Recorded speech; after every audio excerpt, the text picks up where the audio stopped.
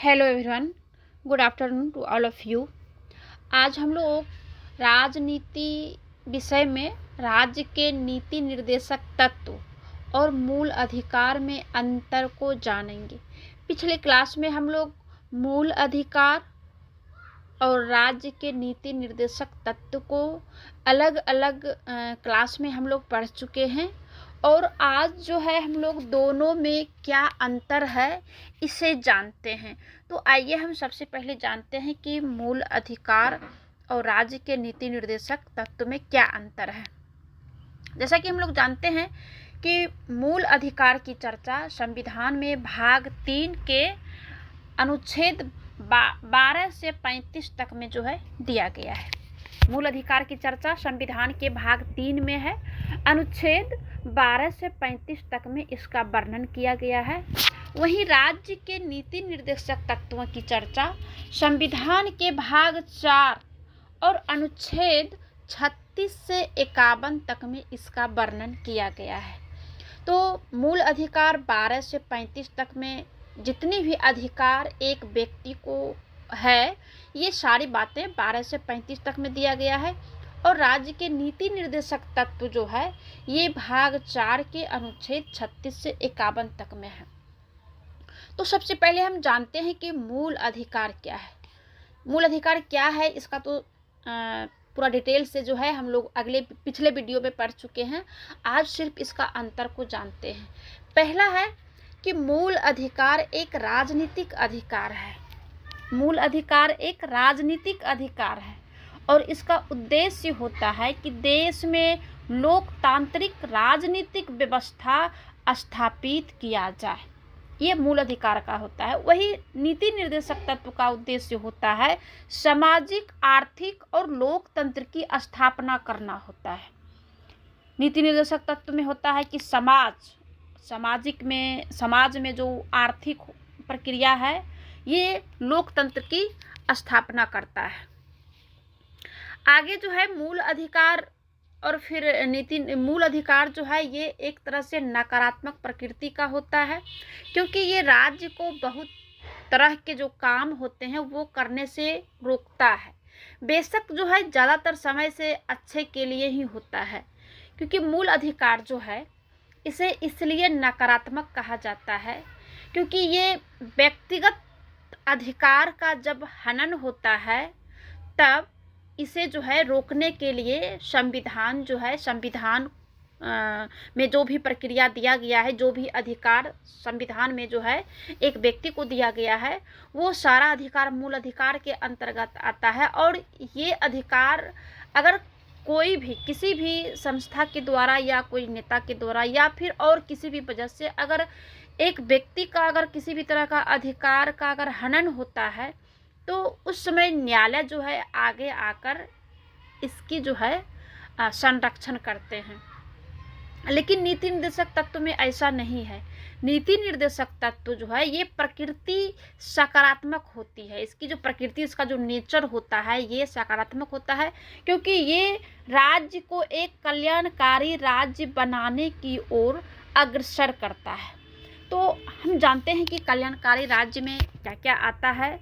अभी ये तो शुरू से ही है कल्याणकारी राज्य, लेकिन वर्तमान समय में जितनी प्रकार के लोगों को जो सुविधा दिया जाता है ये एक लोक कल्याणकारी राज्य के तहत आता है।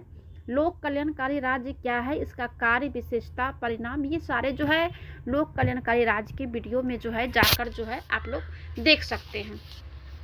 तो नीति निर्देशक तत्व की जो नेचर है, प्रकृति है, ये सकारात्मक है, ठीक है, क्योंकि ये राज्य को एक कल्याणकारी राज्य बनाने की ओर अग्रसर करता है। लेकिन मूल अधिकार नकारात्मक प्रकृति का होता है, क्योंकि ये व्यक्तिगत है, ठीक है। अगर किसी व्यक्ति का अगर अधिकार का हनन होता है तो इस पर जो है बहुत सारा जो है वाद विवाद होता है।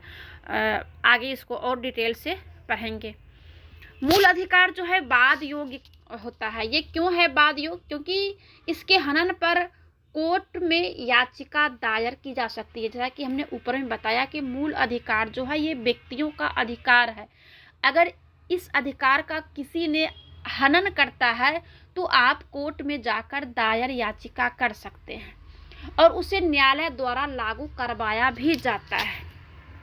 क्योंकि अगर कोई अधिकार आपको लगता है या किसी को भी लगता है कि मेरा अधिकार ये होना चाहिए और नहीं है, या फिर जो 12 से 35 तक में जो भी अधिकार दिया गया है, शिक्षा का अधिकार, रोजगार का अधिकार, घूमने का अधिकार, कहीं भी बिजनेस करने का अधिकार, यानी बहुत प्रकार का जो अधिकार है, स्वतंत्रता का अधिकार, शैक्षणिक अधिकार, सांस्कृतिक अधिकार, जितनी प्रकार के ये अधिकार है, अगर लगता है कि ये अधिकार जो है मेरा हनन हो रहा है, तो आप कोर्ट में जाकर दायर याचिका कर सकते हैं और न्यायालय जो है इस अधिकार को लेकर के आगे आकर जो है आपके अधिकारों का संरक्षण करता है। लेकिन राज्य के नीति निर्देशक तत्व जो है ये वाद योग्य नहीं है, क्योंकि इसके बारे में आप कोर्ट नहीं जा सकते हैं। ये एक तरह से आदर्शात्मक है या फिर नैतिकता, मतलब नैतिक तरह से कहिए, ये आइडियल रूप से है, यानी मोरल है या आइडियल है, यानी इस पर निर्भर करता है कि सरकार है, जैसे सरकार को चाहिए, जैसे कि अभी कोविड-19 का दौर चल रहा है, तो सरकार पहले जो कहा था कि जो ये वैक्सीन जो आएगा तो किसी राज्य में इतने पैसे में दे रहा था, किसी राज्य में, मतलब अलग अलग राज्यों में वैक्सीन का जो रेट भी अलग अलग तय था कि लोगों को इतने रुपया में जो है वैक्सीन दिया जाएगा। प्राइवेट संस्थान जो है अलग रेट रखा था, सरकारी जो है अलग, सरकार जो है अलग रेट रखा था। लेकिन कुछ समय के बाद सरकार ने सोचा कि नहीं, सबको जो है, चाहे सरकार जिस भी वजह से कहा हो या फिर इसका ऑफर दिया हो, आगे जो है चुनाव था कई राज्यों में, तो चुनाव को लेकर के हो या फिर अदरवाइज और कुछ हो कि कोविड-19 के वजह से जो है सारे लोगों का जो है रोजी रोजगार सब बंद है, और फिर अगर जिसके पास पैसा नहीं होगा वो अगर वैक्सीन नहीं लेता है, अगर जो ले लिया है और जो नहीं लिया है, तो जो नहीं लिया है उससे तो फिर उतना ही फैलेगा, तो सरकार को फिर उतना ही नुकसान होगा। तब सरकार ने क्या सोचा कि नहीं, सभी को जो है फ्री में वैक्सीन दिया जाए। तो सरकार ने क्या किया कि कोविड-19 की वजह से बहुत लोगों का रोजगार, नौकरी चाकरी सब जो है ठप हो गया है। प्राइवेट जितने भी संस्थान था वो सारे जो है लोगों को नौकरी से निकाला, या फिर जो छोटा मोटा रोजगार करता था उस सब का भी जो है बंद हो गया। तो हर एक बातों को सोचते हुए, देखते हुए सरकार एक तरह से पूरे देश में वैक्सीन जो है फ्री किया। तो ये एक तरह से लोक कल्याणकारी राज्य के अंतर्गत आता है, और लोक कल्याणकारी राज्य सिर्फ व सिर्फ नीति निर्देशक तत्व के अंतर्गत ही आता है। तो नीति निर्देशक तत्व में जो है, और फिर ये भी है कि अगर वैक्सीन अगर सरकार नहीं देती तो ये कोई व्यक्ति को ऐसा अधिकार नहीं था कि हमें क्यों नहीं सरकार देगी फ्री में वैक्सीन, आप कोर्ट जा सकते थे, ऐसा नहीं था। अगर ये अधिकार आपको मूल अधिकार में दिया होता तब हम लोग जो है सरकार के विरुद्ध जो है कोर्ट में जा कर के हम दायर याचिका कर सकते थे। लेकिन ये है लोक कल्याणकारी राज्यों के अंतर्गत, यानी कि लोक कल्याणकारी राज्य नीति निर्देशक तत्व के अंतर्गत आता है। तो इसी वजह से क्या है कि नीति निर्देशक तत्व में वाद नहीं होता है। मतलब कि कुल मिलाकर देखें तो मूल अधिकार कानूनी रूप से मान्य है, और वहीं नीति निर्देशक तत्व जो है नैतिक एवं राजनीतिक मान्यता प्राप्त है। तो इसी वजह से जो है इसे आप कोर्ट नहीं जा सकते हैं। आगे है कि मूल अधिकार व्यक्तिगत कल्याण को प्रोत्साहन देते हैं, इस प्रकार इसे व्यक्तिगत कल्याण या व्यक्तिगत अधिकार कह सकते हैं। क्योंकि हमने पहले ही बता दिया कि मूल अधिकार जो है हर एक व्यक्ति को अधिकार देता है, चाहे वो व्यक्ति जो भी हो, सिर्फ उस अधिकार, उनको जितने प्रकार का भी अधिकार दिया जाता है, तो वो अगर उसको अधिकार अगर किसी ने अगर हनन करता है तो वो जो है कोर्ट जा सकता है। तो ये एक व्यक्तिगत अधिकार इसे कहा गया है। वही नीति निर्देशक तत्व क्या है, ये समुदाय के कल्याण को प्रोत्साहित करते हैं। इस तरह से ये समाजवादी है। जैसे वैक्सीन को ले लीजिए, तो ये क्या है, ये एक समाजवादी है। ये पूरे समाज के लिए, पूरे समुदाय के लिए, पूरे स्टेट के लिए, पूरे कंट्री के लिए जो है सरकार ने कल्याण की बात करी और सारे लोगों को वैक्सीन देने का काम किया। आगे है, मूल अधिकार को लागू करने के लिए विधान की आवश्यकता नहीं है, ये स्वतः लागू है। क्योंकि जो मूल अधिकार है ये संविधान में दिया गया है, तो फिर इसे लागू करने और नहीं करने का सवाल ही नहीं होता है।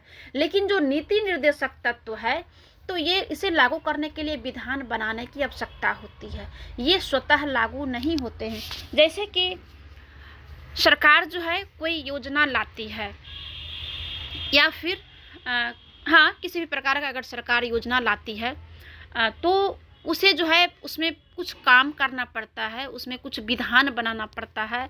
जैसे कि किसी को आरक्षण के वजह से किसी को लाभ अगर मिलना है, तो फिर उसमें क्या होता है कि उसमें कुछ काम करना पड़ता है।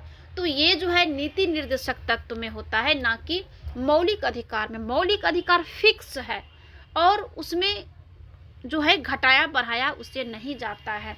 ठीक है, तो अगर न्यायालय को ऐसा लगता है कि कोई कानून मूल अधिकारों का हनन कर रहा है, तो उस कानून को गैर संवैधानिक और अवैध घोषित कर सकता है। कौन करता है? ये जो है न्यायालय करता है, ये मौलिक अधिकार के तहत। लेकिन नीति निर्देशक तत्व में जो है ऐसा नहीं है। तो ये जो है मौलिक अधिकार और नीति निर्देशक तत्व में अंतर रहा। धन्यवाद।